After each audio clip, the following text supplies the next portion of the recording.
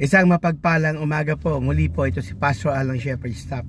Alam niyo mga kapatid, meron ako nakita sa isang YouTube, Facebook, na nagsasalita doon na ang church daw nila is blessed because maraming talented. Sa music team, sa mga teaching ministry, sa ginagamit sa simbahan. Hindi po yun masama. Pero alam niyo kung ano yung pinakamaganda? Marami naman pong ginagamit ng talented. Pero questionin mo yung fruit. Walang fruit. No? Pwedeng talented, pero walang fruit.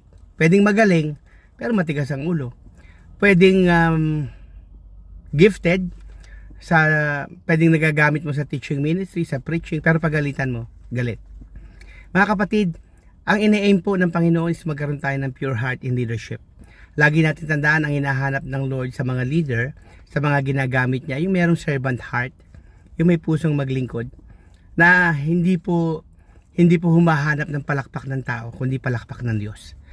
And kaya maging maingat tayo, mga minamahal, sa pagpapatayo sa pulpito. No? Hanapin natin yung merong pusong maglingkod. Lagi po natin tandaan, mga kapatid, na ang Diyos po ay lagi nakatingin sa puso. Hindi po porket magaling, kailangan kunin natin. No?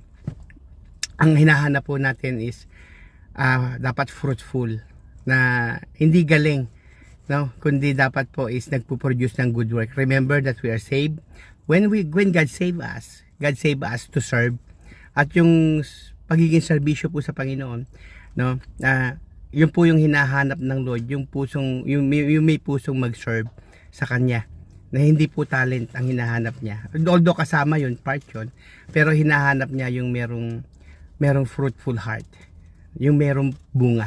Napakahalaga po nun. Muli po si Pastor Al ng Shepherd Staff. God bless you all po.